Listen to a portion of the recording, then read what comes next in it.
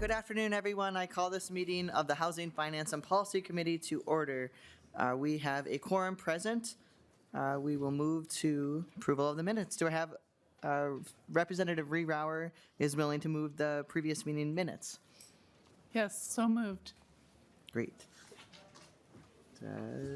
Representative Rehauer moves approval of the minutes for March 25, 2025. Any discussion? All right, hearing none. Those in favor of the meeting minutes say aye. Aye. Oppose? All right, the motion prevails and the minutes are approved. For the bills up for the day, we're going to move first to Representative Hussein's House File 2559. And members, while Representative Hussein is making his way to the front, we have already heard this bill in committee on February 26th, and the plan is to move. Nope. We're going to start. Just kidding. I move the House File 2559. All right. He moves it. All right, so moved. Representatives, the plan for this bill is actually to lay the bill over. So, Representative, to your bill. Thank you, Chair, member of committees. I'm honored to be here in front of you today to present a bill that, would help a lot of my district and throughout Ramsey County and in our state. We always talk about, opportunity for affordable home ownership. And just to let you know that everything has been escalated price, staggering wage, raising interest rate, and creating challenge environmental for home buyers. For low-income household, the problem is not even more actual. It's challenge that they cannot even afford to stay in their rental space or even not to buy. We have enormous tools in our housing tools box. This will help House File 2559. As you know that, I'm honored to get to know Rondo Land Trust and to support a home buyer initiative pilot program in Ramsey County, Dakota County, and help first home buyers realize that American dream. And if we need to address for these housing issues, we need to invest more for peoples that's doing a great job within our community. And as you know that Rondo Land Trust has a history not only serving for African American, but are saving underserved community and the people that really need for home buyers. As you know that they have addressed a lot of concern in my district. And now they are expanding to work with Ramsey County and Dakota County because this is really needed. Everybody need place for them to live. And I do have Executive Director Makia Griffin to testify on behalf for this bill. Welcome to the committee. Thank you. Good afternoon, Chair Howard and members of this esteemed committee. My name is Makia Griffin, and I'm the Executive Director of Rondo Community Land Trust. I also serve as the chair of the Minnesota Community Land Trust Coalition. I'm here to testify in support of House File 2559, which invests in the Rondo Community Land Trust Homebuyer Initiated Program pilot. This is not just an investment in affordable housing. It's an investment in long-term stability for our communities, ensuring that homeownership remains within reach for generations to come. Rondo Community Land Trust for the last 32 years, has been dedicated to creating permanently affordable housing and commercial spaces in St. Paul and suburban Ramsey County and Dakota County. Our innovative community land trust model ensures that a single one-time public investment has a multi-generational impact, making homeownership attainable now while keeping housing affordable in the future. Through the land trust model, though we're a developer and we build new construction homes, we also support and have supported lots of community members and other homeowners seeking their American dream. Last year alone, Rondo CLT educated over 600 families, and out of that, we have close to 100 mortgage-ready home buyers in our pipeline, and a few hundred more doing what they need to do in order to be able to qualify for a mortgage. For far too long, many families, the dream of homeownership remains just that, a dream. Let me tell you a little bit about one of our waitlist clients. Her name is Maria. She's a single mother. She makes $44,000 a year. She has struggled because she wants to be able to own her own home. That's been a dream for her and her children, for stability. Currently, she is trying to even look for rental, which is over $2,000 a month for a studio or one-bedroom apartment. We all know all of these things. She's currently living with her family. Investing in the homeowner-initiated program will allow Maria to buy her first home. She's done all the things she needs to do to be mortgage qualified. And we really appreciate you, Maria, though you're not here today. And then rather than requiring ongoing subsidies, a one-time investment in the land trust model creates permanent affordability. For families who purchase a home through the land trust, they build equity, they gain financial stability, and when they sell, if they sell, they share in the home's appreciation. They get all of their money back that they put in and share in the home's appreciation, while keeping the property affordable for the next family. This ensures the taxpayer dollars are used wisely, stretching each public dollar further to serve multiple generations of homeowners. Affordable homeownership is more than just a housing solution. It fuels economic growth. It strengthens neighborhoods. It creates great paying jobs. Studies show that children, like Maria's, in stable homes perform better academically.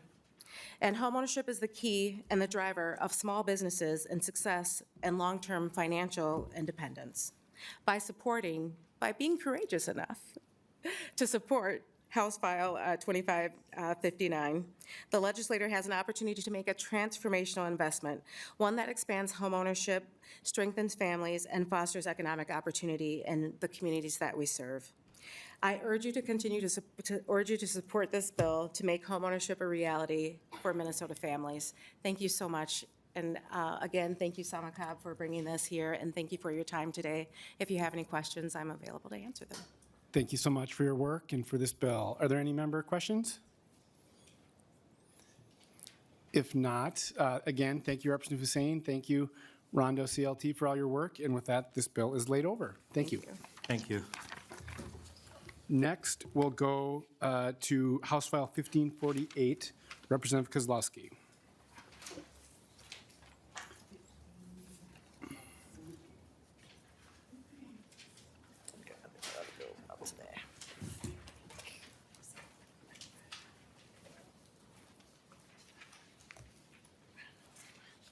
And as Vice Chair Kozlowski's making their way to the table, I'll note that the plan is to lay this bill over and would move this bill in front of the committee.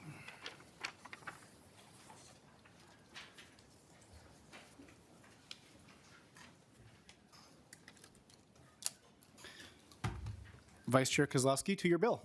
All right, thank you, Chair and Co-Chair Igo and members for the opportunity to present House File 1548.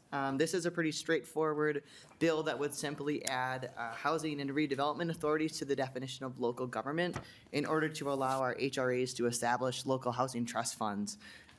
As many members here know, in the work that we've done in this committee and at the legislature, local housing trust funds are largely financed by HRA levies. And so we think this change will allow for easier administration of those important funds and the important work that our housing trust funds do to maximize dollars in housing. As you'll hear from my testifier, this change will be particularly impactful for our rural HRAs that operate in more than one county. And can make the administrative burden of establishing a local housing trust fund a more complicated process. And so with me today, I have Melissa Taphorn with the Washington County Community Development Agency to explain in more detail about how these local housing trust funds work and why we think this change will really maximize and bring benefit to our local communities and tackle our statewide housing needs. So thank you, and turn it over to our testifier. Welcome to the committee. Thank you. Good afternoon, Chair Howard, Co-Chair Igo, and members of the committee. My name is Melissa Taphorn. I'm the Executive Director of the Washington County CDA and also the Legislative Chair of the Minnesota Chapter of the National Association of Housing and Redevelopment Officials. We represent 150 Housing and Redevelopment Authorities, or HRAs, across the state of Minnesota. And House File 1548 is a simple amendment, yet a significant impact to our membership. In 2017, the legislature empowered cities and counties with the ability to create and operate local housing trust funds. And local housing trust funds are financed with public and private revenues to be used specifically for housing activities. One of our primary resources to finance a local housing trust fund is HRA levy revenues. Trust funds help communities leverage public and private resources and jumpstart projects that draw investment and jobs to our communities. The legislature has further encouraged local housing trust funds with a state match program and the inclusion of state local housing aid and local affordable housing aid as resources for those local housing trust funds.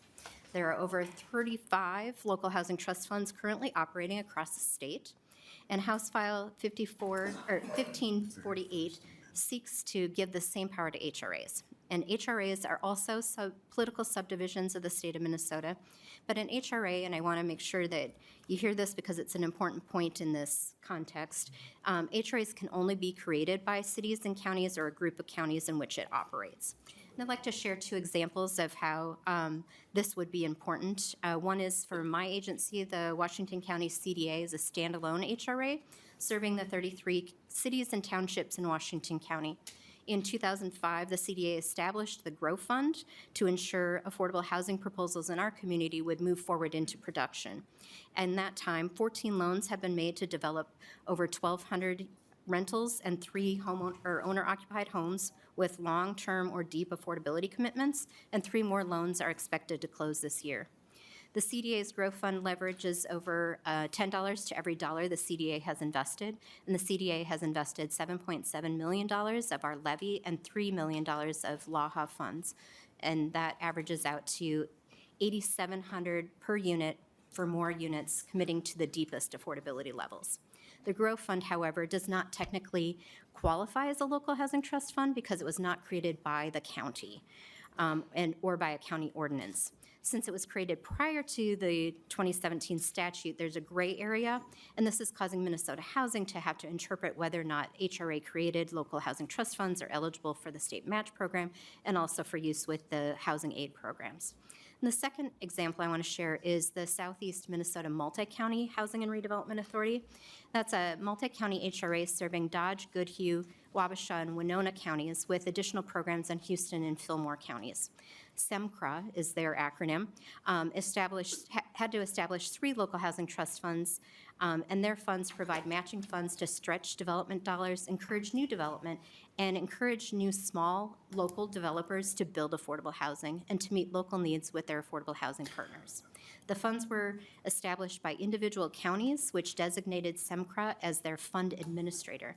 It took a year of meetings and approvals to create each one of those local housing trust funds, each with up to 2 separate funds, 3 separate committees, 4 boards, and 3 separate selection processes. There are 2 committee meetings per year, 6 different meetings with 2 hours of drive times for 2 of the counties, and 3 separate annual reports. This year, the contributions to those funds are $175,000, $200,000, and $300,000. The administrative burden of creating all of those and doing all of those meetings questions the value of the community's return on investment to create these funds. However, with this amendment, SEMCRA would be able to, or be eligible to create 1 housing trust fund with separate county restricted subfunds underneath it, and could add additional funds if the counties or the cities asked SEMCRA to administer their state affordable housing aid dollars. This would allow for 1 committee, 1 board, 1 report. Most importantly, deployment would be through 1 request for proposal. So thank you, Vice Chair Kozlowski and committee members for your time and consideration of House File 1548, which we believe creates efficiency not just for HRAs, but also for the counties and cities they serve. Thank you.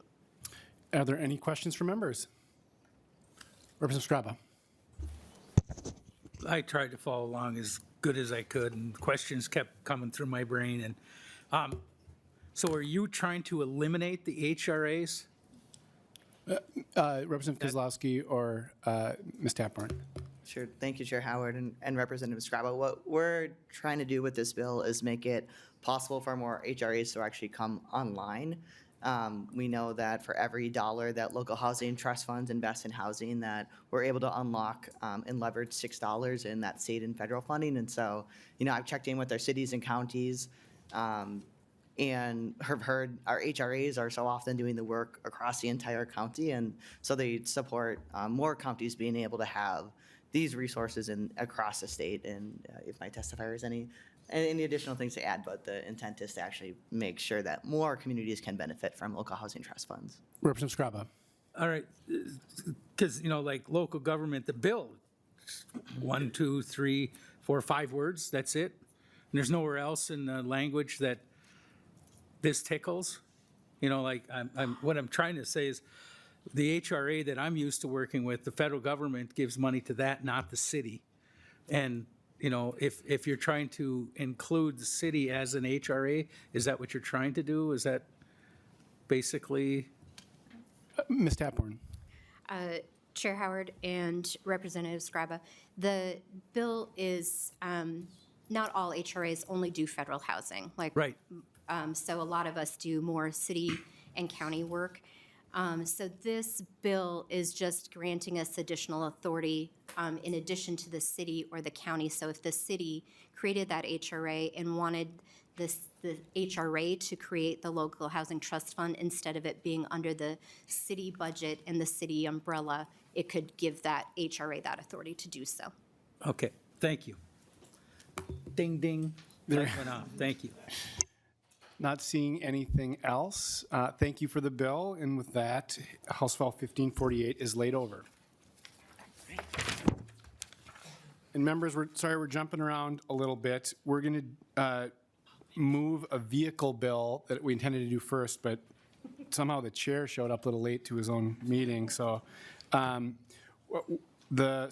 bill that we're going to use as a vehicle is House File 1143. We've already heard this bill in committee on February 26, and the plan is to move it to Ways and Means to be a backup vehicle bill for Chair Igo and I in our budget work. And so with that, I move this bill in front of the committee, and I move to re-refer House File 1143 to the Committee on Ways and Means. Is there any discussion? If not, all in favor say aye. Aye. Opposed? The motion prevails, and House File 1143 is re-referred to the Committee on Ways and Means. Next bill up is House File 1340, Representative Lee's bill. And one other bit of housekeeping, because of our packed agenda, we're going to try to stick to a pretty firm 2 minutes per testifier going forward so that we can get through all our work. And so Representative Lee is not a member of this committee, so I'll move it to be before us properly. Representative Lee, welcome to the committee. Tell us about your bill. Thank you, Mr. Chair and committee members, for the opportunity to present House File 1340. And so the bill will be to expand the use of housing infrastructure bonds for adaptive reuse for the development of both supported housing and very low income housing. Mr. Chair and committee members, why I'm bringing it forth is, when we go on our bonding tours across the state, we have seen several requests to repurpose school buildings, and I can't really, do the justice that it deserves. But my when we heard this bill in the Capital Investment Committee last week, my testifier at that time, who works for the Minneapolis Public School, mentioned that public school buildings are the second largest public infrastructure component after our country's highway system. And so as we move throughout travel throughout the entire state of Minnesota, we are seeing requests from communities asking how could we repurpose some of our empty school buildings for different uses. And so what I'm bringing forth today, as we have these discussions with our community members in the city of Minneapolis, and Minneapolis Public Schools, is that we have a lot of empty school buildings, and just wanted to bring forth this as a example of what we could possibly use HIDS for, just to expand that use for more housing in our communities. And really just want to say thank you to the bipartisan authors that we have on the bill. And with that, I'll stand ready for questions. Thank you, Chair Lee. This is an issue that we've had a lot of discussion out in several bills, and feels like there is a lot of bipartisan work that's being done to see if there's ways to move this type of housing forward. Representative Nash. Thanks, Mr. Chair. Yeah, I think we talked about this several times last year, that if you go into the outstate and go fishing like I do, you roll by a lot of old school buildings that some of them are sitting empty. I think this is an interesting approach to that, because they are a very sound building most of the time, small amount of refits. So this is an intriguing issue. Thanks, Representative Lee. Representative Skraba. Thank you, Chair. Who's going to be the ultimate owner of the building, and does it matter with bonding money? Chair Lee. Thank you, Mr. Chair. And, Representative Skraba being on capital investment, HIBs are, they don't have the public ownership requirement as in, GO bonds that we usually discuss over there. And so it will be the developers who are, applying for the fundings from Minnesota Housing. Okay, Anything further? No. we're good, thank you. Not seeing any other, Chair Igo. Thank you, Chair Howard. Just want to also reiterate, some of my colleagues here appreciate the bill, Representative Lee, and appreciate being a co-sponsor on the bill. It's a good motion in the right direction. Thank you. Thank you for bringing, any final comments? Just want to say thank you, Mr. Chair, and committee members especially, on this issue. I think that, this is an issue we're seeing across the entire state, and so really appreciate you guys having this discussion. Thank you. Thank you, and with that, House File 1340 is laid over.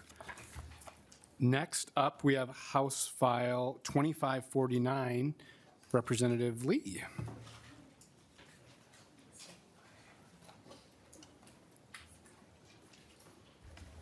The plan is to lay this bill over, and I'll move that House File 2549 be in front of the committee for consideration. Representative Lee, welcome to the committee and to your bill. Thank you. Good afternoon, chairs and members of the committee. Thanks for the opportunity to present House File 2549 today.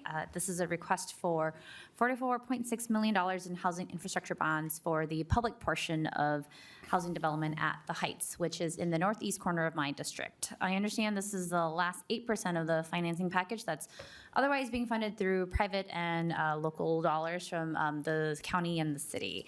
Funding House File 2539 would help the city meet its goal of building 100,000, or pardon, just 1,000, not 100,000, not quite, maybe one day, 1,000 housing units on the east side, adding much needed housing supply as well as jobs and a tax base to our state. I will let my testifier speak to the specifics of the project, but you should know that this project has the unqualified support of the neighborhood, the city, and the county, as referenced earlier, to financing this. And then also want to mention that this project will be built entirely with union labor and will feature a first-of-its-kind networked geothermal energy system to provide low-cost, sustainable, and reliable energy to residents. The puppy agrees. I will now turn to Todd Hurley from the St. Paul Port Authority, who will give an overview of the project. Welcome to the committee. Great. Thank you, Chair Howard, Co-Chair Igo, Representative Lee. Thank you for the opportunity to present on House File 2549, and I appreciate your time today. Again, my name is Todd Hurley, and I am the President and CEO of the St. Paul Port Authority. And the bill before you, as Representative Lee mentioned, is the final 8% of a nearly $750 million investment over on the east side of St. Paul. It is a project that is set to bring 1,000 jobs to the site and also 1,000 affordable housing units. Just as a reminder to the committee, the Heights is the redevelopment of the former 112-acre Hillcrest Golf Course in St. Paul. The golf course closed in 2017, and the St. Paul Port Authority acquired that property in 2019. Through extensive community engagement from 2019 through 2021, the master plan came back and identified 54 acres of this site designated for light industrial jobs to provide up for 1,000 jobs, and 24 acres to be zoned for affordable housing, for 1,000 affordable housing units that we're talking here today. The St. Paul Port Authority is serving as the land developer in this project, and in working with our partners at the city, at the county, at the state. And I would also take this opportunity to thank the state. A couple years ago, we were awarded $11 million for the infrastructure package we've been putting together. So $11 million of the $70 million infrastructure package was partnered with the state. So thank you for that. We wouldn't be here without that. And the federal government has been a partner. And I'm happy to report that we are nearly ready to go vertical on the site. The site is 100% graded and remediated. The infrastructure, including roads and public utilities, is halfway there, and we will complete those roads and utilities, by the end of this summer or early fall. Thanks to MnSEFA, the district geothermal system mentioned by Representative Lee is under construction. Late last summer, the Carter Works project brought funding and people to the Habitat for Humanity project on the site, and 30 units for Habitat are well under construction. And our first light industrial anchor tenant is under construction in Excel Energy with 20 acres under construction. However, we are here in front of you today because this project is a little different. The scale and the impact of this housing are historically unique when talking about funding affordable housing.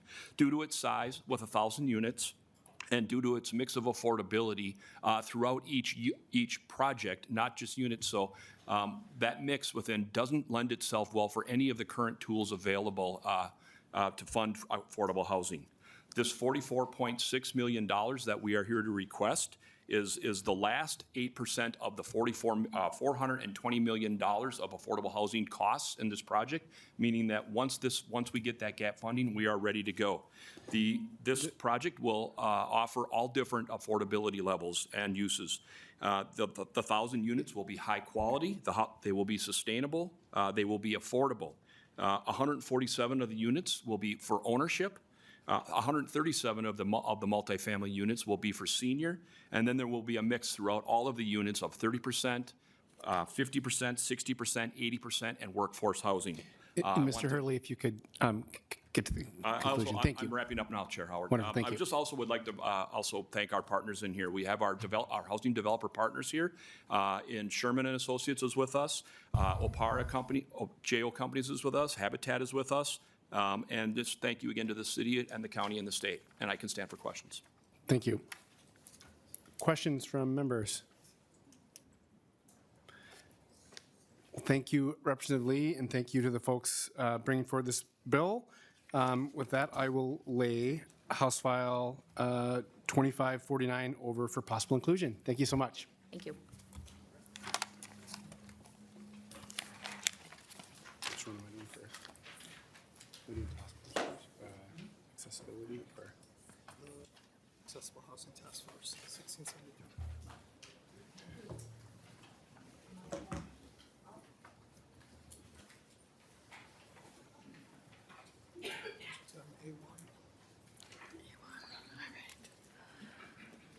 All right, members, the next bill on the agenda is House File 1673, and the plan is to lay this bill over. So Chair Howard, would you like to move your bill in front of the committee?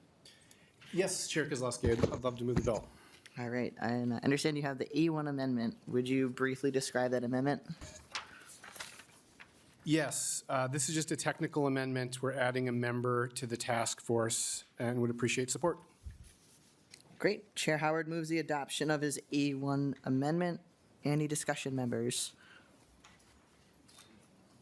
All right, seeing none. All in favor? Aye. All opposed? The motion prevails and the amendment is adopted. Chair Howard, to your bill as amended. Thank you, Chair Kozlowski, members of the committee. House File 1673 is a bill that we're bringing forward born out of the challenges facing us in the housing sector, not just for affordable housing, but affordable, accessible housing.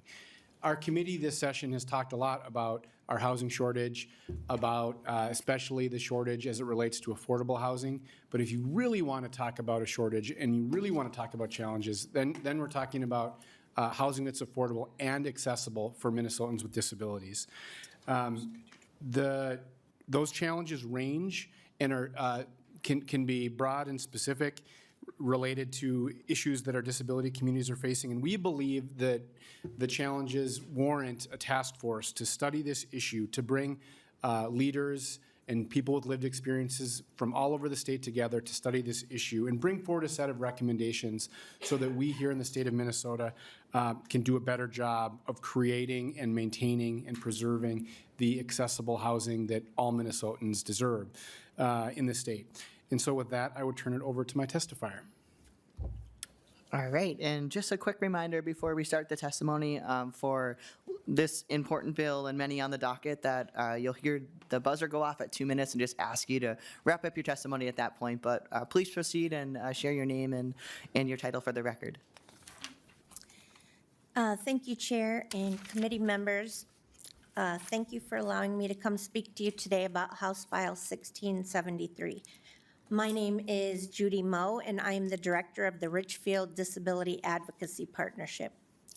Currently, less than 5% of housing in the U.S. is accessible to people with disabilities. This is a crisis for the 26% of Americans who have a disability.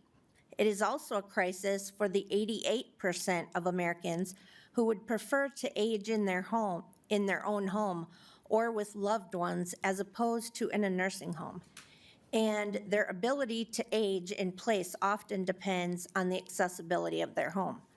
When HousingLink.com did their survey in 2022, they found that over 1.7 million searches were done for housing in Minnesota using their search tool, and according to that survey, 51% of those who performed a housing search reported they had one or more disabilities.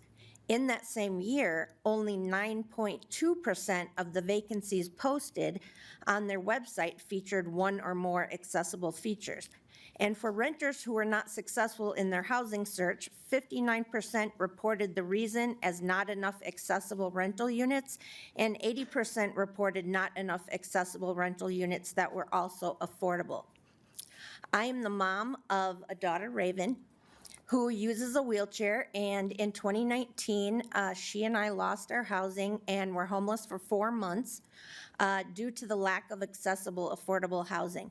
For people with disabilities who are able to find housing they can afford, they are more often than not scared to ask landlords for accommodations due to it being common for landlords to retaliate by not renewing a tenant's lease, or worse, being pressured or bullied to agree to leave earlier than their lease term. Minnesota desperately needs a task force to look into the experiences of people with disabilities and the challenges of searching, finding accessible housing, requesting reasonable accommodations, and the challenges that go along with that. And finally, to give recommendations for improving the supply, quality, and affordability of housing for individuals with disabilities. Please show your commitment to working on this critical housing issue by moving House File 1673 forward. Thank you. Thank you so much for joining us and elevating the important issue of accessible housing. Are there any members of the public that are wishing to testify on this bill? Right, looking around and seeing none, we will move to member discussion. Any discussion to the bill, members? All right. Seeing none, Chair Howard, back to you for closing comments. I want to thank Judy Moe and Raven for their work on this bill and their advocacy on behalf of Minnesotans with disabilities. This is a bill that will center folks that are struggling with finding that accessible housing, and I really believe it's an example of a task force that can really yield positive results. And so thank you for the time. All right, and with that, I lay over House File 1673 as amended for possible inclusion. The next bill on the agenda today is another Chair Howard special in House File 2740. And the plan is to also lay this bill over. Chair Howard, would you like to move your bill in front of the committee? Yes, I would move House File 2740, and I would also move my A1 amendment. All right, so moved. All right, would you briefly describe the amendment, Chair Howard? The A1 amendment makes a series of changes to get the bill in the shape I would like it, and would love to move the A1 and discuss it as I make comments on the bill. Okay, all right. Having moved the A1 amendment, members, any discussion to the amendment? All right, seeing none, all in favor say aye. Aye. All opposed, the motion prevails and the amendment is adopted. All right, Chair Howard, to your bill as amended. Chair Kozlowski, members of the committee, every Minnesotan deserves a safe and stable home. However, there is a shortage of affordable homes, as we've discussed, especially deeply affordable homes, putting that out of reach for far too many Minnesotans. Our state is fortunate, though. We have a group of many nonprofit and for-profit housing providers that develop and manage tens of thousands of units of affordable and supportive housing, and they are a critical driver in our housing market to make sure that Minnesotans, especially our lower-income Minnesotans, have safe, stable, dependable housing. Current pressures on our housing system have led to frayed services and funding models which have implications for our communities and all parties in our housing system. Frankly, our housing providers are under a lot of financial distress, mostly due to factors or entirely due to factors outside of their control. Housing providers are seeing their costs escalate for things like insurance, security costs, and staffing to provide needed services. And at the same time, many are collecting less revenue due to the economic pressures facing renters. Underlying these financial pressures are government systems, such as coordinated entry, that are creating inefficiencies that are not serving renters and are also resulting in less revenues for housing providers that they desperately need to maintain their housing, continue to rehab it, and keep it the quality, safe, affordable housing that everyone needs.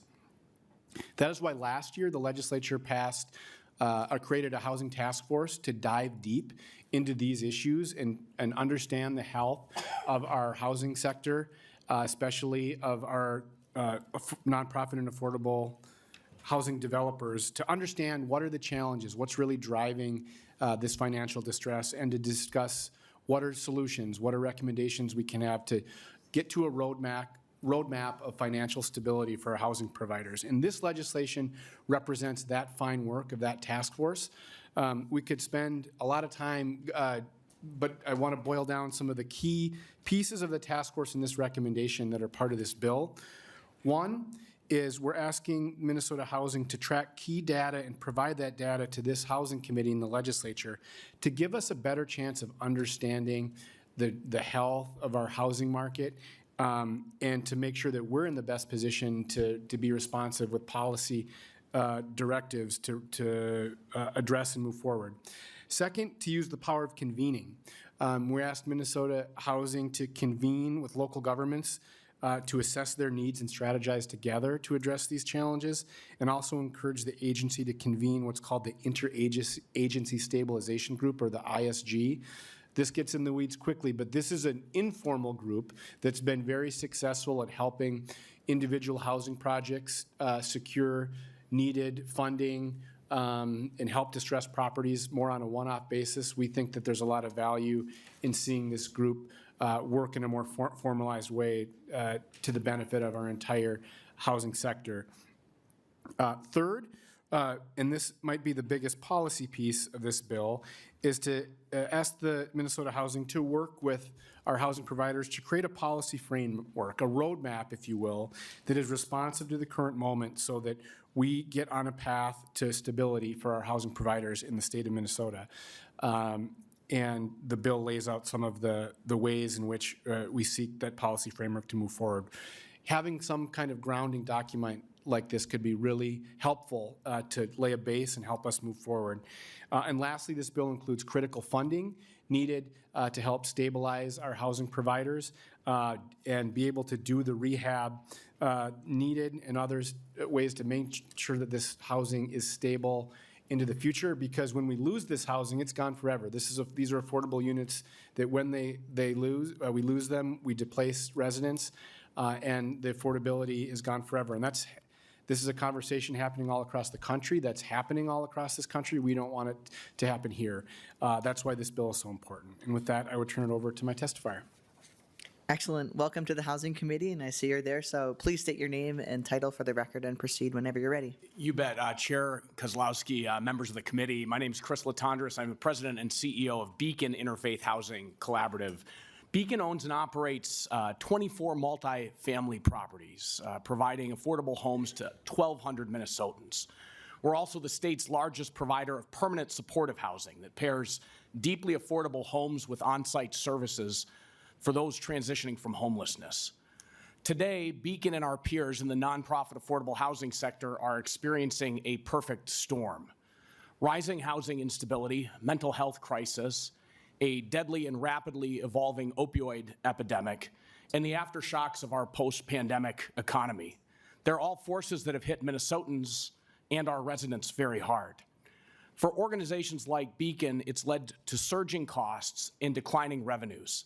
This is stacked on already razor-thin margins and outdated assumptions of the true costs of serving residents with the excellence, fidelity, and care they deserve and Minnesotans expect. This is especially true in permanent supportive housing. Before the pandemic, we could manage deficits in these older properties by offsetting them with newer cash-flowing ones. But today, many properties are in deficit from day one. It's not sustainable. It's forcing incredibly hard choices, and it's pushing many of Minnesota's nonprofit affordable housing operators to the brink. A recent report found annual cash flow at nonprofit properties dropped $1,800 per unit from before the pandemic to after the pandemic, 2018 to 2023. That's a nearly $50 million annual hit to the sector. Every single year we keep our doors open. We are here to serve Minnesotans, but the system is not working as intended. This bill is the right response at the right time. It aspires to create a policy framework for targeted stabilization, match service dollars with supportive housing awards, convene state agencies and local governments to better align on homelessness and housing insecurity strategies, and to ensure timely reporting for accountability and transparency on these critical public investments. This bill isn't just about funding, though greater investment is sorely needed.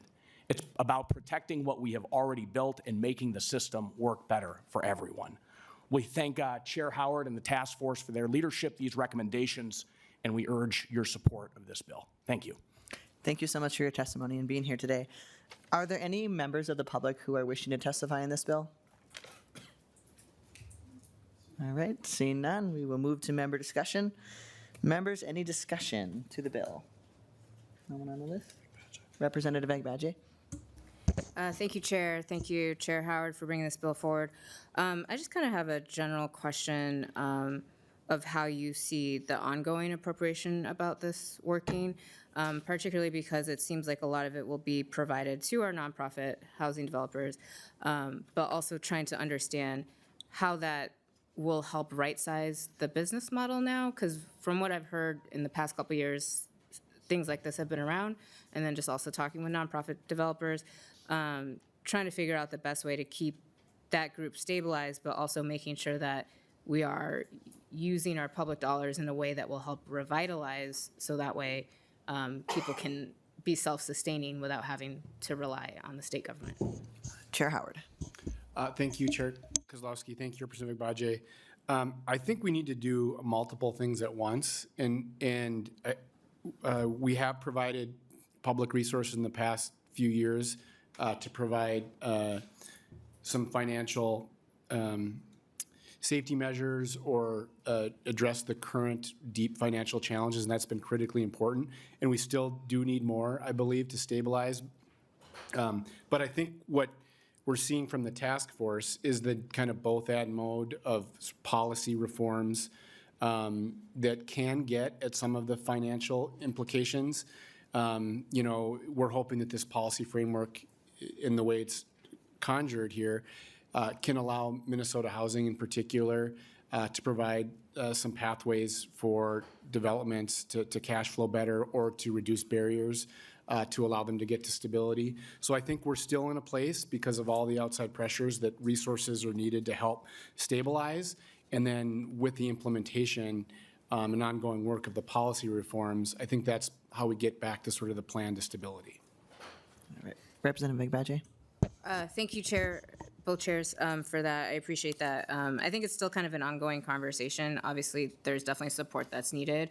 But I think kind of in the long run, as we're sort of thinking about these and the various tools that we have to address our housing needs, particularly in this space where, we've just heard from so many tenants who live there that they aren't actually receiving some of the benefit of this, and that, that there's still things that need to be done with security services or property maintenance and all that type of stuff. And so while I understand, funding is part of that, it'd be interesting to have a discussion about kind of what ongoing funding would look like in the future. All right. Members? All right. Not seeing any other members on the list, we'll turn it back over to you, Chair Howard, for any final closing comments and response. Thank you, Chair Kozlowski, and members. And I also want to thank all the members of our task force that worked on this issue. This was a lot of hours and time spent over the summer, and I really encourage folks to spend some time with the task force itself. This legislation is an important first step, but we need to have more conversation, and we need our eyes on this issue because if we aren't, we're going to run into more problems down the road. We have important housing providers all across the state, and we need to be a part of that solution, and that's what this bill represents. Great, and with that, I lay over House File 2740 as amended for possible inclusion. And I'll hand the gavel back to Chair Howard.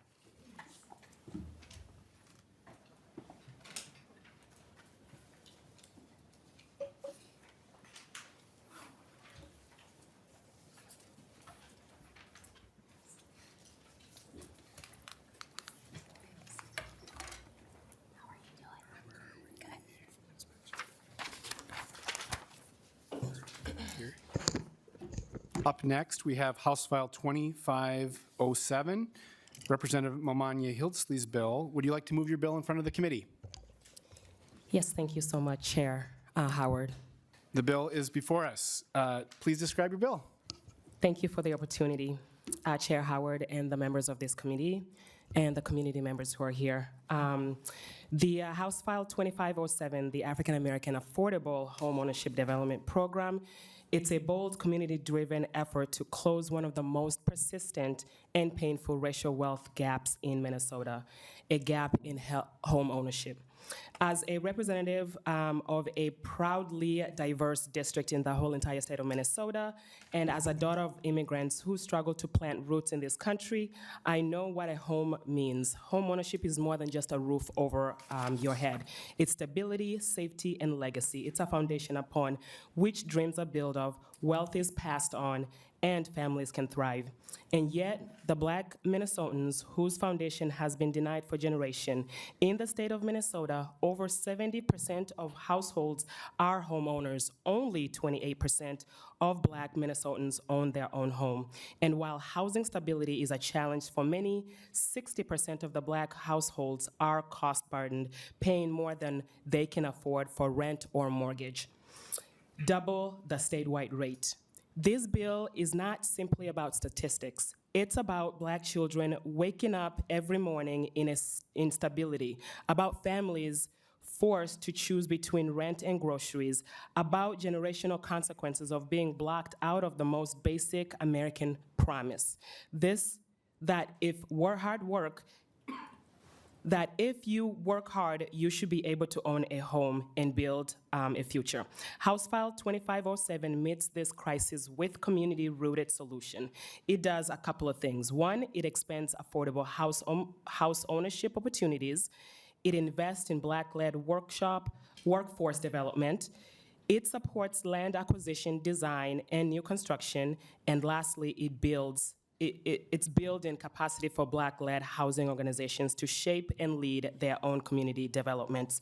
This program doesn't just build houses, it builds pathways for generational wealth, fosters economic mobility, and returns the power of ownership to communities who have historically been excluded. Members, home ownership is not just a luxury. It is a cornerstone for equity and a tool of liberation. If we are serious about dismantling systemic barriers, then we must be just as serious about investing in solutions led by those most impacted. With me today, I am honored to have Ms. Neda Presley, who is an iron in fighting racial justice and racial and social justice in our community as a testifier. Thank you. Ms. Presley, welcome to the committee. Thank you. Good afternoon, Chair Howard and committee members. Thank you for the opportunity to speak with you today in support of House File 2507. My name is Naida Presley, and I am the president-elect of the St. Paul NAACP. I recently retired after nearly 20 years as the executive director at Aurora St. Anthony Neighborhood Development Corporation, and I am a proud historic Rondo descendant. The bill is important for two reasons. First, Minnesota needs this legislation. Local organizations are working hard to produce the objectives outlined in this legislation. The problem is that those organizations are not adequately resourced. I am very familiar with this because my part of my job at Aurora St. Anthony was to support this line of work. State support is needed to build sustainable, affordable homeownership development opportunities. Secondly, Minnesota will gain mightily from investing in the smart, targeted provisions in the bill. Economic growth and security for Black residents means greater economic gains for all Minnesotans. So increasing homeownership and reducing housing costs burden in the Black community will yield direct economic benefits for our state. Affordable, sustainable homeownership will also have a positive impact on children and families' well-being, neighborhood development, and public safety. Thank you for this opportunity to comment. Thank you. We move to member discussion. Any discussion or questions from members? Representative Kozlowski, Vice Chair Kozlowski. Thank you, Chair, and Representative, and to your great team of testifiers. I just want to say thank you for bringing this bill forward and for your leadership. You know, I think back to, in my own community, how there's been histories, and talk about history, but it's like living present folks that we know that have had documented riots and strikes and petitions against Black Minnesotans, and saying you can live here and you can't live here, right, and boxing folks out. And I think in my own community of Mr. Carter, who's the first Black resident of Duluth, and his family, he was a dock worker in my Lakeside community in my district. And he had a petition started against him when he tried to buy a house in Lakeside. And it was actually started by our mayor, of all people. And this hardworking person who's trying to provide for his family, making a good way of life as a dock worker, and the atrocities that happened, and I won't get into here, but there is well documented in our community. I'm happy to have more conversations, but to suffice it to say that the community rallied against having Mr. Carter and his family live in the community. But his church community rallied around to say, you belong here. But it took the church putting the offer in purchasing it on behalf of Mr. Carter for his family to be able to live in our neighborhood, and that's just wrong. And so I think when we have heard about the zoning reforms and these efforts that were set up to keep folks out and hold them back, that's still holding us back today, to the investments that we've made as a committee that I think we can all be really proud of, and continue to make investments like this, because what is good for Black Minnesotans is good for Minnesotans. So I support this work and the efforts, whether it's Representative Agbaje's leadership in making sure that the 27,000 Minnesotans of color, many Black families who are ready to step into ownership, can do that, to the HECAT that makes it possible for folks getting into home ownership opportunity, and things that are hampering them. And so just a huge kudos to you, and to keep going. Representative Momanyi-Hiltsley, closing comments on your bill? Thank you so much, Chair, and to all the committee members for allowing me the opportunity to be here and be a part of this work. And so I urge you for your support, not only for the sake of equity, but also for the future of Minnesotan families, communities, and generations to come. Thank you. Thank you. I lay House File 2507 over for possible inclusion. Next, we have House File 2461. Representative Norris.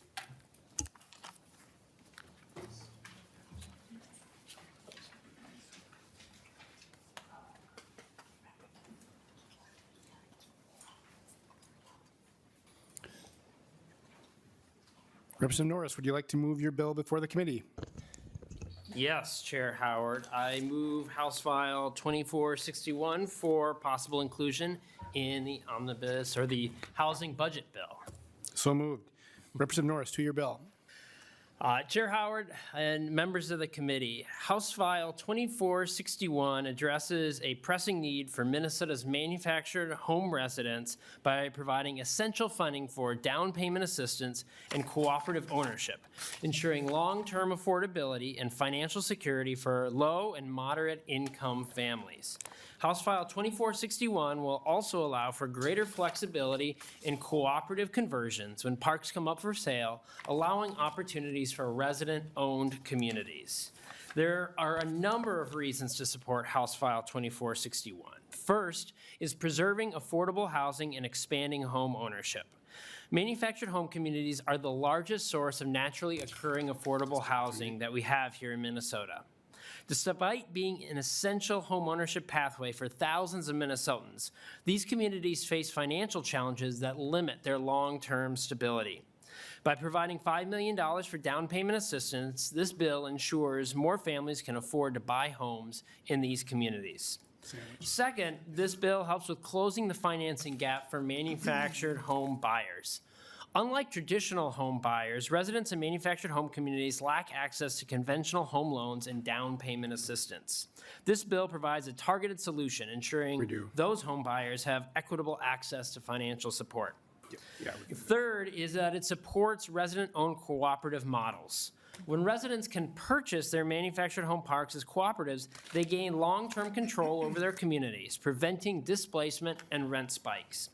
But with Minnesota Housing Finance Agency no longer providing financing for these cooperative conversion, resident groups have lost a crucial tool for securing their homes. So this bill includes a $5 million investment in a revolving loan fund that will allow organizations like North Country Cooperative Foundation to continue supporting these transitions. And lastly, it ensures long-term affordability and community stability. Without intervention, private investment in manufactured home parks can lead to increased lot rents and displacement, which we'll hear more about later. This bill's funding would ensure that manufactured home parks remain affordable for at least 30 years. And investing in these programs now prevents future crises, saving taxpayer money by reducing the need for emergency housing assistance. And with that, Chair Howard, I would turn it over to my testifier. Thank you. Our testifier is Emily Stewart, Associate Director with North Country Cooperative Foundation. Welcome to the committee. Thank you, Chair, and hello, Chair and committee members. My name is Emily Stewart, Associate Director at North Country Cooperative Foundation. Minnesota is home to 805 manufactured home communities supporting nearly 45,000 affordable homeownership units. These homes cost about half as much per square foot as site-built homes, but this affordability is at risk. Homeowners usually don't own the land underneath their homes, leaving them vulnerable to investors, infrastructure decline, and closures. Between 2010 and 2020, these communities appreciated in value by 478%, making them prime investment targets. At North Country, we believe resident ownership is the answer. When residents buy their communities, they control their budget, invest in infrastructure, and secure their future. Thanks to your $10 million appropriation last session, our loan fund has already committed $4 million to preserve 254 homes in Alexandria, Breckenridge, Zumbrota, and Fairmont. Our average interest rate is 4%, well below market, and in our past deal, we just used $300,000 in deferred interest capital to cut rents in half, saving each household $720 a year. But we're facing a new challenge. With Minnesota Housing pausing its mortgage lending due to liquidity and staffing constraints, we're back here asking for an additional $5 million to meet the growing demand that we are experiencing in the market. House File 2461 also funds a first-of-its-kind down payment assistance program for manufactured home buyers, who are often excluded from traditional mortgage tools. Paired with the newly matched mortgage product from NeighborWorks Home Partners, this will open doors for 150 families with this bill alone. This bill supports both preserving affordable communities and expanding homeownership to working Minnesotans. Communities are ready, we're ready. Let's meet the moment together. Thank you for your time. Thank you. We move to member discussion. Not seeing any. Representative Norris, closing comments on your bill. Thank you, Chair Howard. In summary, this bill is about fairness, stability, and protecting the largest source of naturally occurring affordable housing that we've got. The investments we make today will provide long-term benefits for families, ensuring that they have access to safe, stable, and affordable housing. I urge the committee to support House File 2461 to help us secure a brighter future for Minnesota's manufactured home communities. Thank you. Thank you, and with that, the bill is laid over. Representative Norris can stay in the hot seat there. He's got House File 2381 up next. Representative, the plan is to lay this bill over. Would you like to move your bill in front of the committee? Chair Howard, I move that House File 2381 be laid over for possible inclusion in the housing budget bill. So moved. And Representative Norris, I understand you have an author's amendment, which is the A7. Would you briefly describe the amendment? Yes, thank you, Chair Howard. This amendment gets the bill in the intended shape. It includes 2 additional types of cooperative corporate forms, and then actually adopts a recommendation that came from the Senate hearing on this bill, switching the notice requirement from every resident in the park to every household in the park. Any discussion? All those in favor, say aye. Aye. Opposed? The A7 is adopted. Representative Norris, to your bill as amended. All right. Thank you, Chair Howard. Manufactured housing in Minnesota is in crisis. You can see it in the articles and the emails that have come across my desk in just the last couple of months. We've got a December 6th article from the Star Tribune. Hermantown, Minnesota cracks down on trailer park owner over, quote, deplorable conditions. A December 9th article.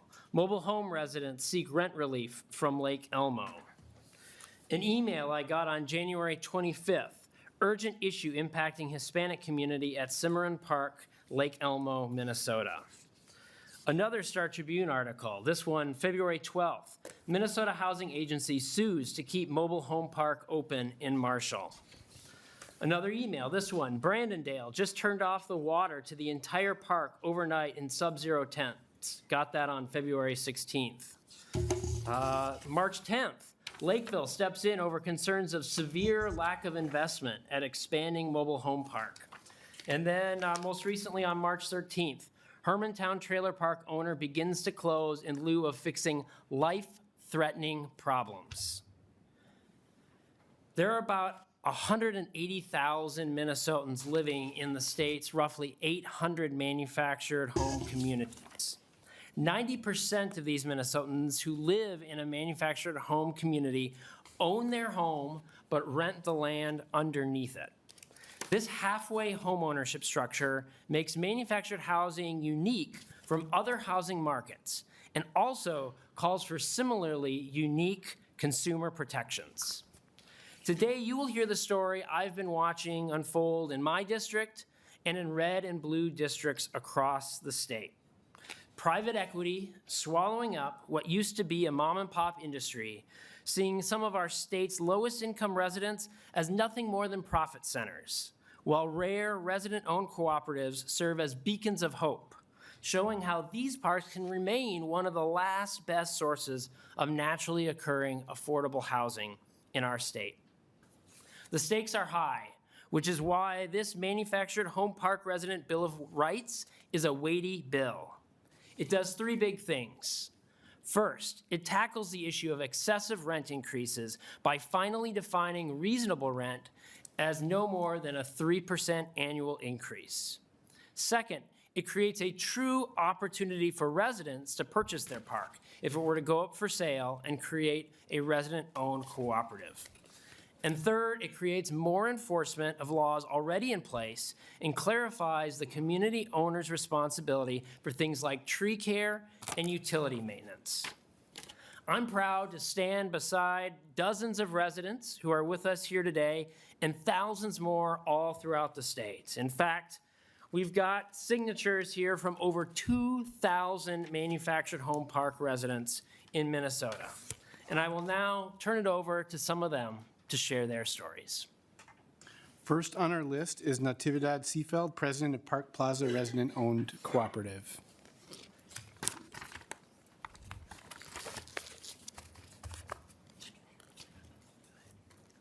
Welcome to the committee. Good afternoon, Chair Howard and committee members. My name is Natividad Seafield, and I am president of Park Plaza Cooperative, a resident home community in City of Fridley. And I am going on 14 years of being the president. In 2010, our owner sent us all a letter saying he is selling and would like to give us the opportunity to purchase, long before I even knew what that was.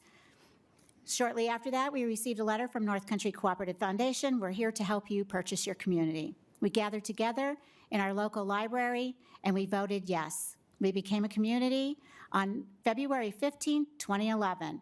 Going forward, since then, we have pulled together to redo our rent credit bill that we did not know was not available to us when we became a co-op, with bipartisan, both a Republican and a Democrat in our office. We got the bill passed. 6 years it took us, but we did it, so now we have our rent credit back.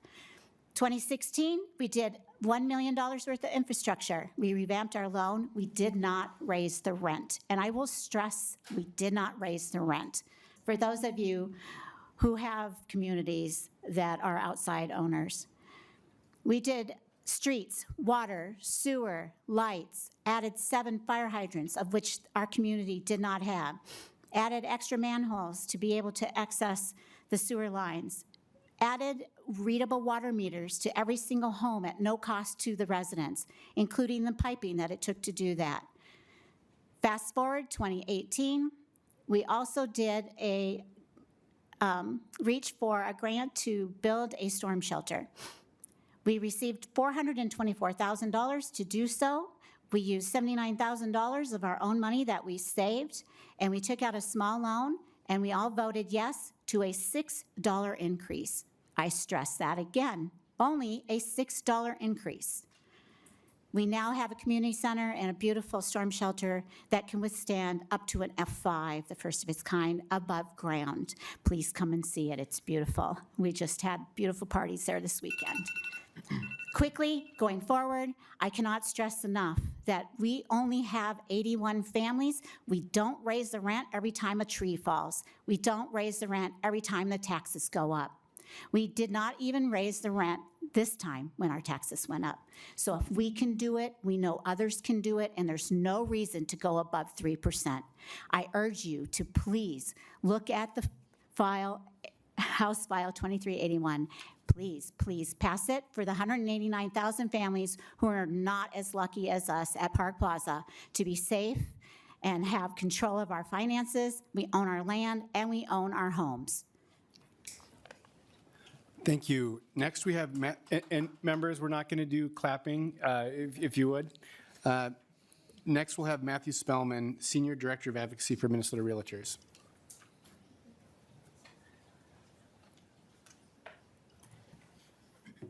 Good to see you. Welcome to the committee. Mr. Chair and members, it's good to see you again. Thank you for the opportunity to testify in opposition to House File 2381. For the record, my name is Matt Spellman, and the chair already did my introduction for me, but I'm the Senior Director of Advocacy for the Minnesota Realtors. Minnesota Realtors is a business trade association representing over 21,000 real estate professionals working with buyers and sellers of all types of property statewide.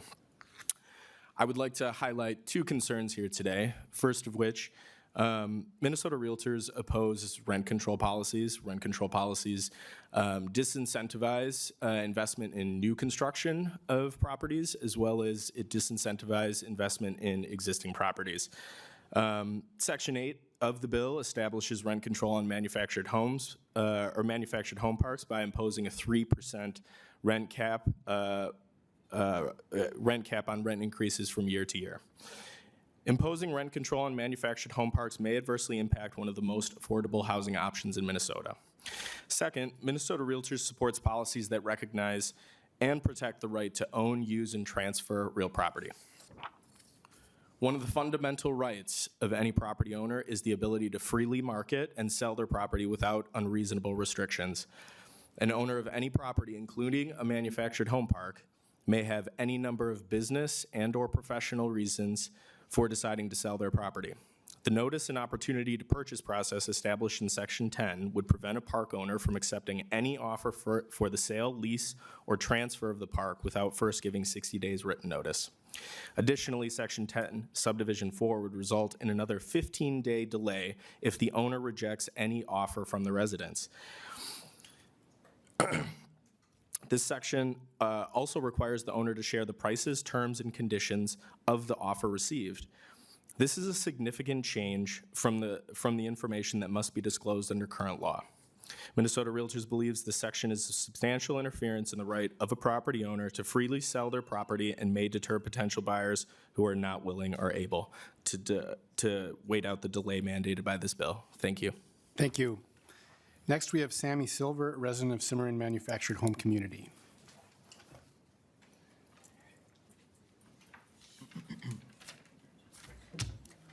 Welcome to the committee.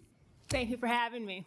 Good afternoon, everyone. My name is Sammy Silver. I'm a resident of the Cimarron Manufactured Home Community in Lake Elmo. I'm the vice president of the Residents Association. I'm a real estate broker, and I'm the CEO of Bright Idea Properties, a property management and realty company that manages nearly 200 rental units across the Twin Cities. I'm here today because manufactured home ownership is one of the last truly affordable paths to home ownership and generational wealth, and it is under attack. Predatory rent increases are pricing residents out of their homes, while corporate landlords pocket millions, often while neglecting the very communities that they're profiting from. 4 years ago, my lot rent was around $700 a month.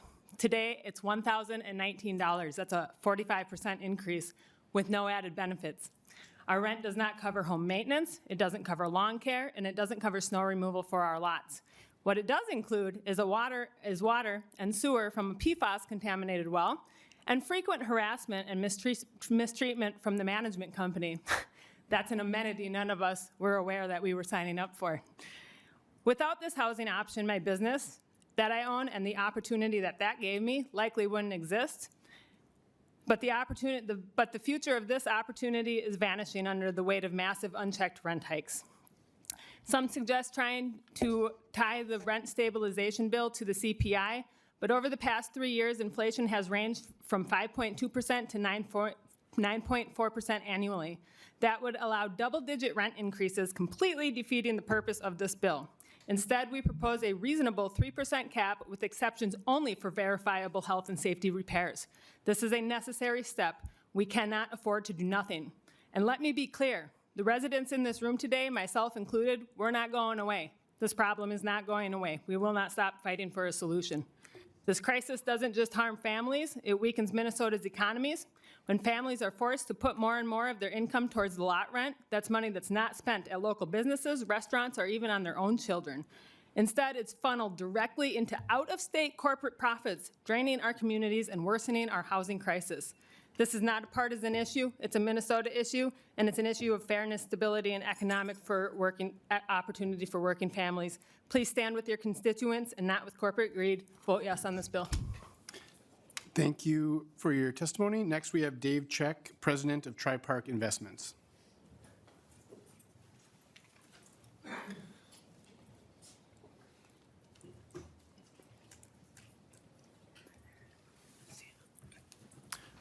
Welcome to the committee. Chair Howard, members of the committee, my name is Dave Zeck. I'm a community order in Blaine, Minnesota. Just like you guys, my state rep. I'm going to surprise you. I'll try to keep this into the 2 minutes. I'm just going to kind of hit some key points. Talking about trees seems like a waste of my time to talk to you about trees. Safety hazards aren't just talked about. We had a storm last year. The last trees to be taken care of were trees that were controlled by neighboring property owners and a neighboring city, not us. I've never hired an arborist in my entire life to decide if a tree needs work.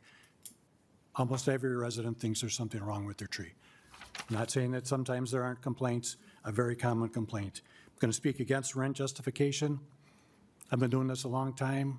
We try to give some background to residents when we do that, as we did when we rolled our rent back at the start of COVID and saved our residents $50,000 in rent over the course of a year. They didn't appreciate that letter any more than the ones that when I tell them that it's going up. Residents in general are disappointed when rent goes up and usually don't care why I tell them. Whether I point out that other parks are considerably higher, like some of these people are talking about, or not, they simply don't care. They are only, it affects them, and that's what they're concerned about. Certainly against rent control. He lives in Blaine. He knows what Blaine's done with their sewer rates just in the last 2 years, 18% increases 2 years in a row. After we did our rent reduction, we've had 3 years of double-digit bottom line increases in expenses. I heard testimony today, even from the chair, about the pressure that people that are in affordable housing are under today to try to provide that. This bill seems to, and that was very heartwarming to me, like, oh, they do understand what we have to go through. And then you say, but 3% is up. I'm not sure that naturally occurring affordable housing exists if you're talking about giving infrastructure grant money and low-interest loans to people, right? That's not naturally occurring, right? Those words are used to describe what I do for a living. I don't have those things. We try really hard, not here to speak for corporate guys that do what they're doing, but this bill affects me. It doesn't affect them much anymore, but it has a pretty significant impact on me and being able to maintain my property for my residents. Thank you. Thank you. Next, we have Michelle Carlson, real estate broker and owner of Mike Ives Realty.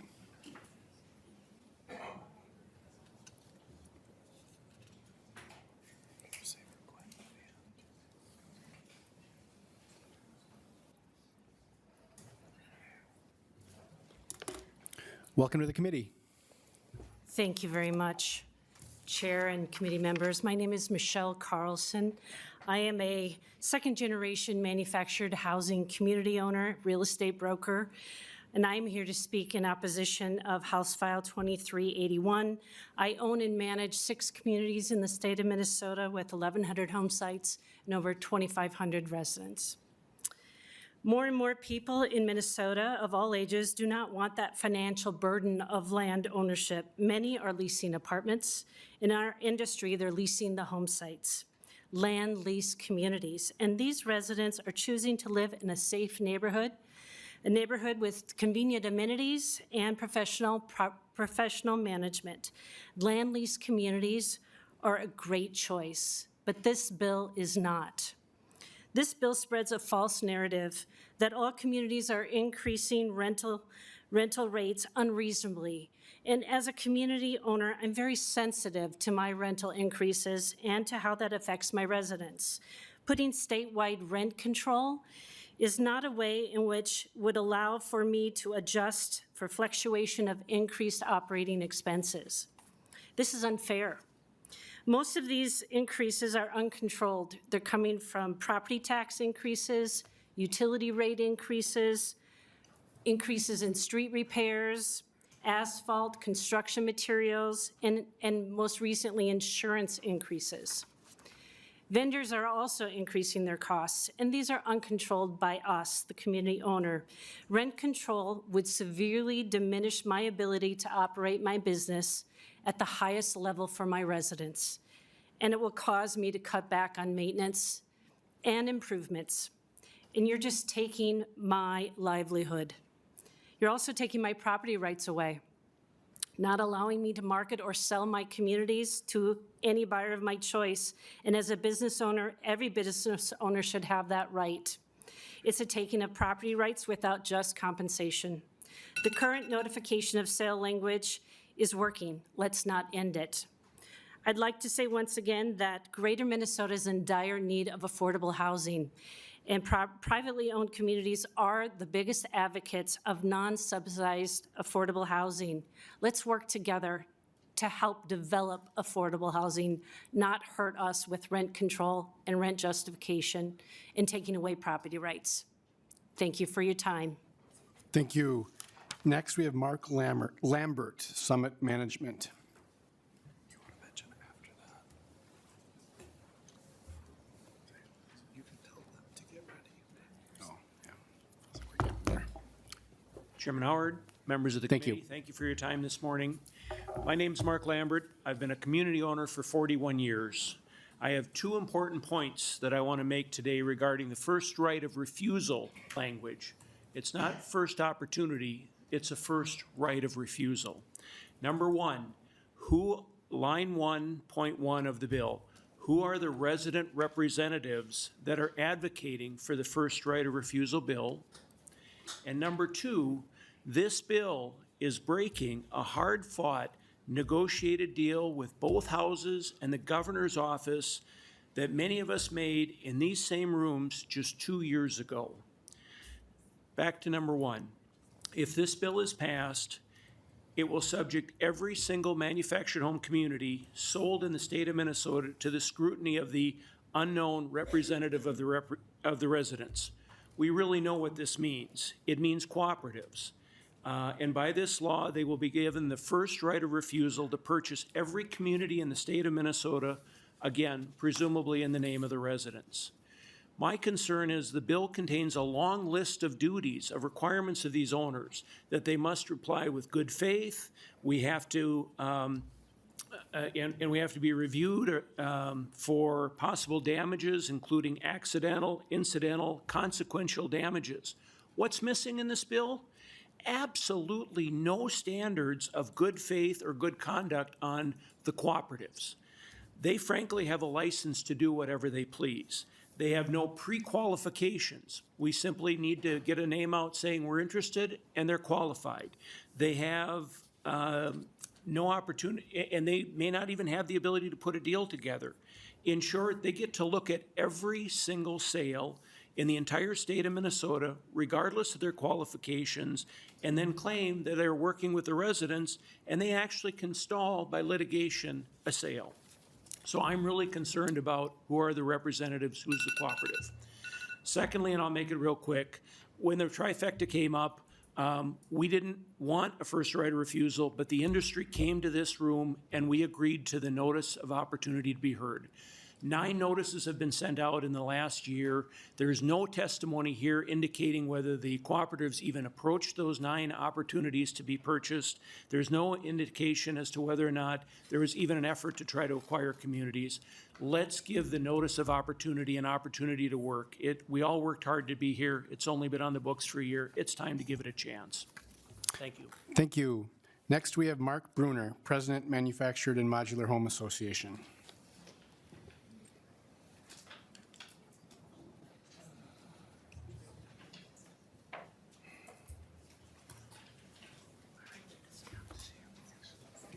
Welcome to the committee. Thank you, Mr. Chair.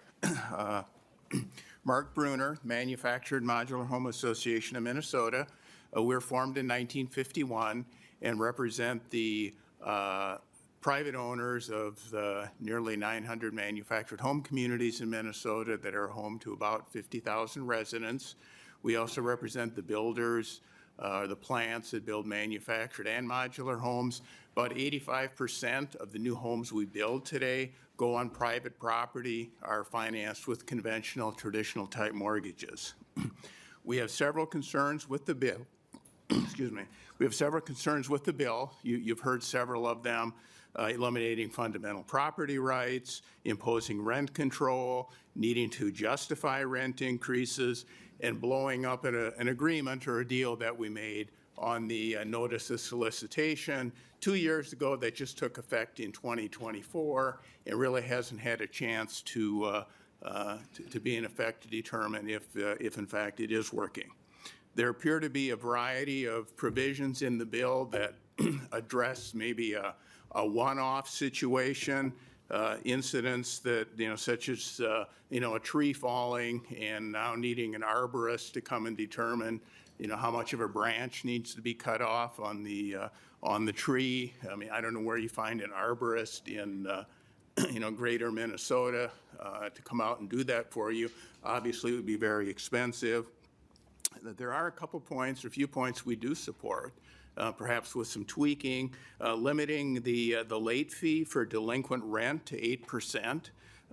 We think that that's reasonable. It's actually something that we adhere to right now. However, we would suggest that the bill reference 504B in statute. That's the landlord-tenant law that we currently follow, because if it's in the bill as it is right now, it would only apply to the homes that are on private property or on the land that they're paying the lot rent for, not for the home and the lot. We also believe that there needs to be some clarity in the provision on page 216 regarding repairs and damage that may be caused by a resident. We think that needs to be added into the bill so that if the damage is caused by the resident, that they're responsible for that cost. And finally, you know, the bill requires the community owner to provide a reason for a rent increase. You've heard prior testimony. We're not aware of any other business that's required to post a notice as to why they're increasing their prices. And then finally, the rent control provision. You know, there seems to be, you know, focus on a few perhaps properties where there've been some excessive rent increases. We certainly know what happened after the city of St. Paul adopted its rent increase. Capital, you know, fled the city, went to the suburbs. If you adopt a statewide rent increase in Minnesota, they won't have anywhere to flee but outside the state, and that'll certainly put a stop to any new development of manufactured home communities in the state. Thank you, Mr. Chair. Thank you. Next on the list is Gwen Elliott, resident from Blaine International Village Manufactured Home Community.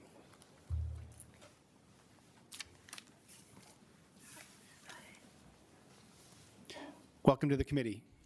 Good afternoon. My name is Gwen Elliott, and I live in Blaine International Village in Blaine, Minnesota. I moved in there in January of 2020. The rent was $385 a month. That was supposed to be my retirement home. I was just retiring. I had worked for 32 years at UPS, and I wanted to move into something that was going to be affordable and sustainable. Well, to my surprise, Haven Park Investment Group of Utah, outside of the state of Minnesota, bought our park. And after I moved in, and they paid $32 million for this park, twice what the market value was for the park. As a result, now my rent is $635.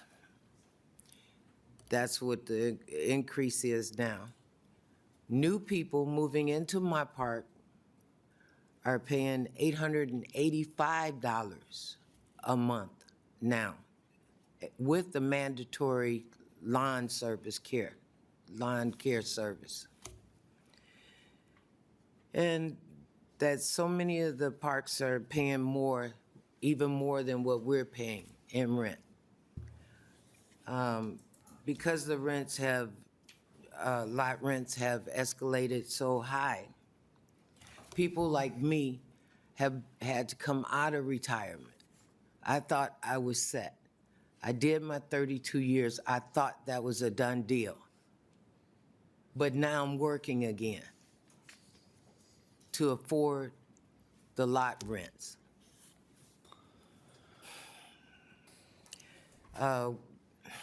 We still have mortgages. I bought a brand new home when I moved in there.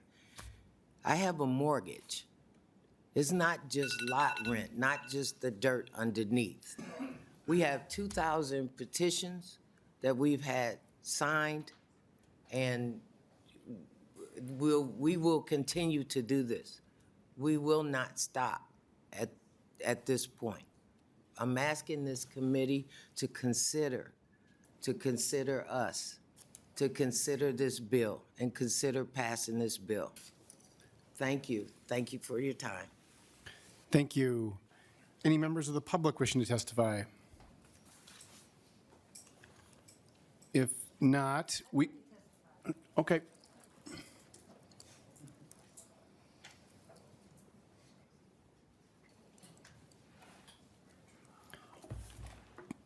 Please state your name and welcome to the committee. My name is Christine Kelly, and I live in Cimarron Park, and I've been on the board, I was a walk-on the board because of a lot of other things that are happening in the park that aren't fair, but I'm not going to go into those.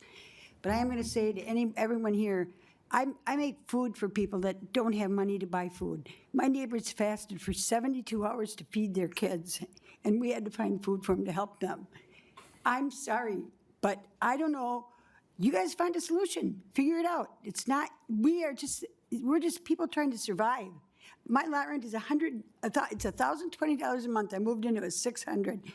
I also was going to retire, and I've been working for 45 years, and I'm still working. I have to console the elderly because they're so scared. They don't know where they're going to get the money to pay for their rent. Figure it out. Talk to these big companies that are coming in here and jacking the rent up.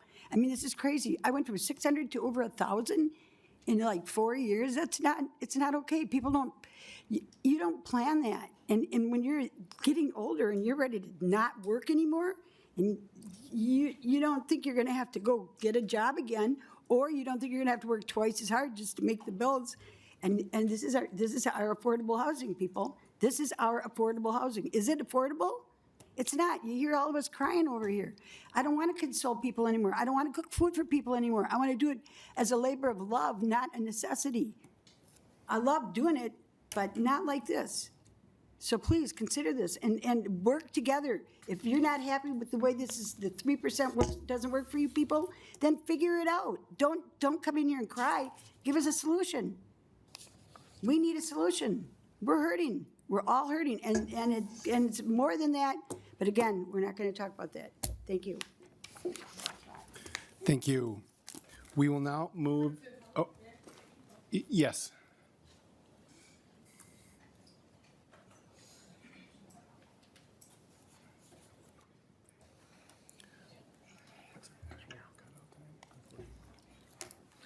Chair Howard and committee members, I'm Sue Watlow-Phillips. I'm the Executive Director of MICA, the Metropolitan Interfaith Council on Affordable Housing. We strongly support this bill, and I think what we need to recognize is the fastest growing part of our homeless population is elderly and people with disabilities. This is the next group of folks that are going to experience homelessness with continuing lot rent increases. So we need to address this. I understand the concerns that have been brought forward today. I think we need to continue to move forward with this bill and work with the residents, as the homeowners, as well as the folks that have properties right now. But I think if we don't address this, this is going to be right here in front of you again in the next year with people being homeless. Thank you. And that will cost 10 times as much to get them rehoused as to keep them housed right now. Thank you. Now we will move to amendments. There's an A4 amendment. Who is going to bring forward the A4 amendment?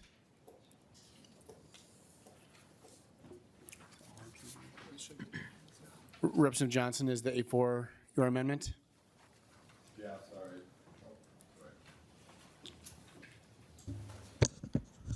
Sorry, Chair Howard, just going through the different amendments. So A4 is amendment I'd like to bring forward. It's to adjust the wordage, page 2, line 18, before the period insert, unless the park owner can provide the need for repairs was caused by a resident. That one is in there. Do we want to just go one at a time? Yeah, so what we'll do, Representative Johnson, is we will go one at a time, and we'll ask you to move the amendment. We'll move that amendment, and then if you want to briefly describe it, and we'll go to Representative Norris first after that, and we'll go one by one. Okay. So maybe on that one, we'll just, the A4 is before us. Representative Norris to the A4. So. Chair Howard, Representative Johnson, appreciate you bringing this one forward. I consider it a friendly amendment and would recommend a yes vote. Any discussion to the A4? If not, all those in favor say aye. Aye. Opposed? The A4 is adopted. Next, Representative Johnson will move to the A5. Okay. I'll just, Representative Johnson moves the A5 amendment before us. Describe it for us, please.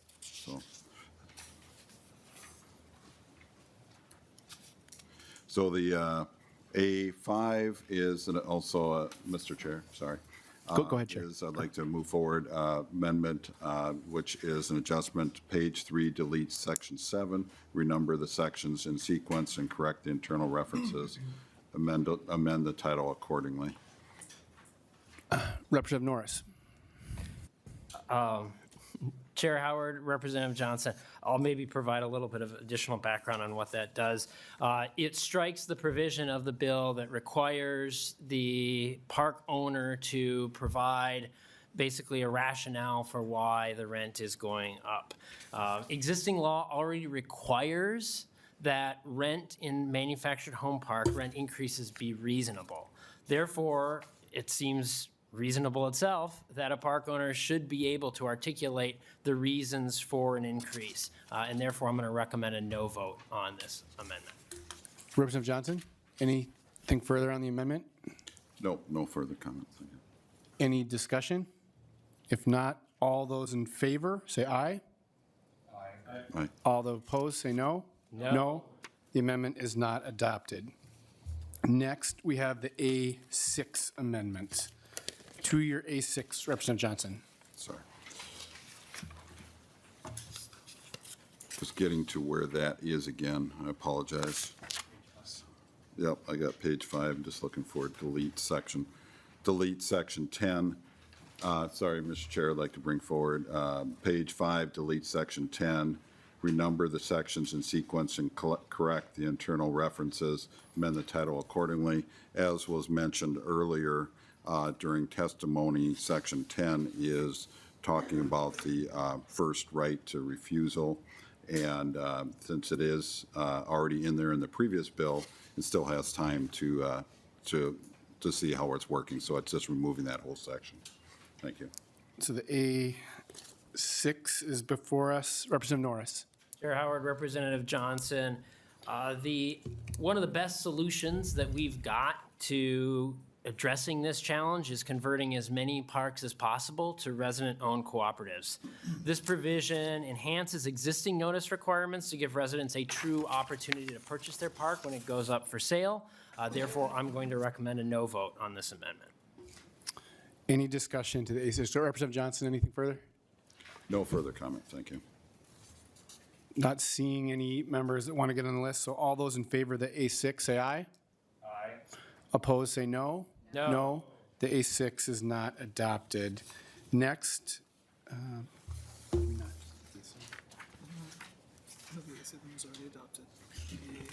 Next, we'll do the A8. Representative Johnson, to your A8. Okay. Thank you, Chair Howard. Just getting to that page here. So Amendment 8 is on page 3, line 24.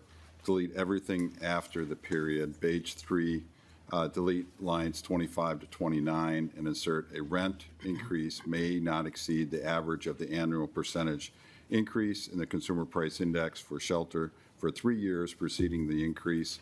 For the purpose of this paragraph, the consumer price index for shelter means the most current seasonally adjusted index for the shelter expenditure category of the consumer price index for all urban consumers, CPI-U, as published by July 31st by Bureau of Labor Statistics and United States. This amendment was an attempt in the many conversations that we had going back and forth to try to find a more palatable or agreeable answer for the 3%. And so that's what this amendment was for. Thank you. Representative Norris. Chair Howard, Representative Johnson, nothing else in this bill matters if you can't afford to stay in your home. After all, it doesn't do you a lot of good to know that the trees are going to be maintained over a house that you had to walk away from because you can't afford the lot rent. We've heard and seen parks across the state that are able and have demonstrated that you can have and manage a financially sustainable park on 3% or less increases every year.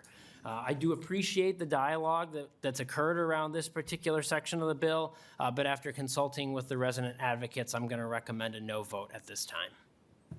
I see Representative Scraba. Representative Scraba. Thank you, Chair. Representative Johnson, what is the average? Did you look up to see what's an average price Representative Johnson. Thank you for bringing that up. It got brought to my attention that over the 3-year period, I know one year was, I don't have the exact years, but it went 9%, another year was 5%, another one was like 7%. So basically taking those three averages and figuring out that would be the rent increase. So.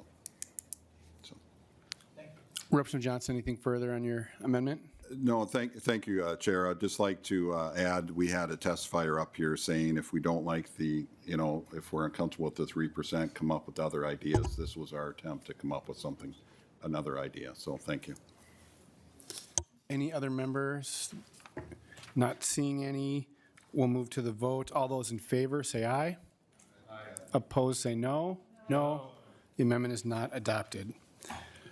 Representative Johnson, there is also an A3. It is very similar to the A8. Did you still want to move the A3 or are you? Pull that one. Okay. Thank you. Thank you. That is all the amendments we have. We have 2 members on the list. Members, we are approved to go just 5 minutes late, so we have a little bit of extra time before this bill is laid over. Up first, Representative Myers. Thank you, Chair. Thank you, Representative Norris. I know this is a topic where, you've put a lot of time and effort in over the past couple of years. A question I had for you, and there was something that came forward earlier, but, what laws are on the books currently for, you hear the stories of these bad actors? And I'd just like to get a better idea from you, either state or local laws on the books impacting some of these. Representative Norris. Chair Howard, Representative Myers, appreciate the question. We do have a whole chapter in state statute that has laws related to manufactured housing. One of the challenges we've run into is there's not a lot of good enforcement mechanisms. And so while the law may be on the books, it doesn't do you a lot of good if there's no way to enforce it. So you'll actually notice one of the sections in my bill adds additional enforcement mechanisms to add some teeth to those existing laws that we have on the books. There's a law that says that rent must be reasonable, but because there's no definition in state statute and because of where it's placed in state statute, courts have ruled that it's relatively toothless. So this bill attempts to address that. We've had some conversation about the beefed up notice requirements that we passed in 2023. On that one, again, what we've seen is that unfortunately that law is not being followed. I'm told that since the law went into effect, Minnesota Housing has received 8 notices, yet 31 sales have closed between when it took effect and the end of 2024. In most cases, the notices arrive too late after the property is already under contract, or we receive notice and it's nearly impossible to find someone to actually connect with regarding the sale. So it's frustrating to me, Representative Myers, we've served on this committee together now for 2+ years. I've been working on this hard. So the industry knew that we were watching and we were concerned about the behavior. And so when, we reach a deal and we see that it's not followed to a T, it leads to residents coming to me with greater concerns and me concluding that we have to bring a bill with greater weight, with greater enforcement tools to make sure that the laws that are already on the books are enforced and that we beef up those areas where we've got some weaknesses. Representative Myers. Thank you, Chair. And I appreciate you, pointing out a few of those, the reasonableness, some of those other things. I remember my first term, different committee, but I got really frustrated when I heard that workers were being put through something for unsafe conditions, and the solution was to keep drafting a bill. I know there are laws on the books. I would have liked to seen the Attorney General, actually address this a little bit more. I know there's been letters sent to him, but he has those opportunities to address it way quicker than us trying to pass a bill if this doesn't pass this year, if you keep looking at it. But those are the kind of frustrations I have. So thanks. Representative Ray Rauer. Thank you, Chair Howard. I just have a few comments, but I will try to keep them quick. For some of the testifiers, things that I just wanted to share. I recently had an arborist to my home. They come, they give you a free consultation. They give you a free quote. They can let you know if it needs to be taken care of or not. Secondly, this is a unique thing in that these residents own their home, but not the land under that home. And I have been to a manufactured park in my city, and these homes are cared for and loved. Porches are built, steps are added on, gardens are next to it. This is not something where this would be easy for a resident to pick up their home and move it somewhere else. It's just not feasible. And so a delay of 60 days, a delay of 15 days after that, I'm sorry, but you're literally selling the land under a homeowner's feet. I'm not concerned about a 75 delay on that to allow them the opportunity to possibly join together and purchase it for themselves. Thank you. Representative Nash. Thanks, Mr. Chair. And I mentioned this when we debated this 2 years ago. If you haven't taken the time to read the Federalist Papers, I strongly encourage you to. It is foundational to the country that we live in. And James Madison said very clearly on a number of occasions that the rights of persons and the rights of property are the objects for which protection of the government was instituted. Property rights matter. And I certainly understand what the folks who have testified here are going through.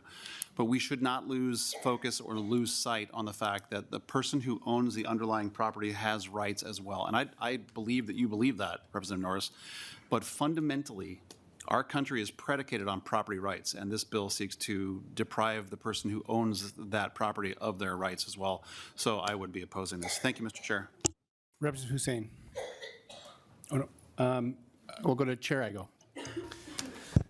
Thank you, Chair Howard. Thank you to the committee members. Thank you to those that came in to testify today. There were some good stories today, but I think the most important thing is we had a really good conversation. And I'd be remiss if I didn't mention one of the things that was brought to us by one of the testifiers was taking away the freedom to understand and be able to operate their business where they're providing housing to people.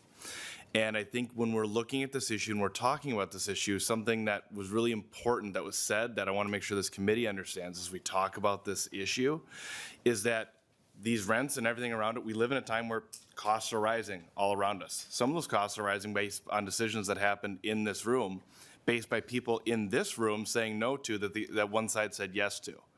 So some of those costs that have been being pushed back on these property owners that are managing these parks have happened because of decisions that were made outside of this room. And because of that, we have a bill in front of us today that's bringing with it rent control. And rent control, no matter how much you look at it, whether it's here in the city of St. Paul or whether it's on the other side of the coast or some other city, it doesn't work. It causes huge issues. And it can't continue to be the solution when we face hard times. When we face hard times, we need to look at the root of the problem that's actually getting at these rising rent prices. And a lot of that's things that we can do inside this chamber, outside this committee. So for that reason today, I mean, I think there's work to be doing on this bill. But I think we need to get away from always looking at rent control as the answer when we can find other solutions that are going to make Minnesota better for all. Thank you. And Representative Johnson got on the list. Representative Johnson. Thank you, Chair Howard. Thank you, Rep. Norris. I know you and I have spent a lot of time on the phone and talking about this, and I also like to recognize and thank the residents of Cimarron Village and also Blaine International that shared their experiences with me. There's some issues that I asked Attorney General Ellison to get involved. I know he's been asked before and didn't get involved, so I decided to try and do this again. There's some issues outside of the rent control issue that need to be addressed in Cimarron that have been shared to me. I think I would like to continue the conversation and start working for some of these other issues, whether the trees, the lights that were mentioned. But I'd just like to recognize all the efforts that people have made and the advocacy they've had, and to say I'd like to continue the conversation to address, specifically the issues that are going around in Cimarron Village and my community. So thank you. I'll just make a quick comment before going to Representative Norris. Just want to thank all the residents that came, and thank you, Representative Norris, for just being an absolute champion for manufactured home residents across the state. We are lucky in this legislature to have such a champion. I'm trying to remember a time of anyone coming to the committee with a petition with 2,000 Minnesotans saying we think this is a good idea. And that is impressive organizing amongst this community. And to me, it says that, as folks have said, this is a problem here that needs to be solved, and the folks aren't going anywhere. So we have work to do on this bill, and I thank you for doing this work and being committed and a champion working in partnership with Minnesotans. So you get the final word. Thank you, Chair Howard and members.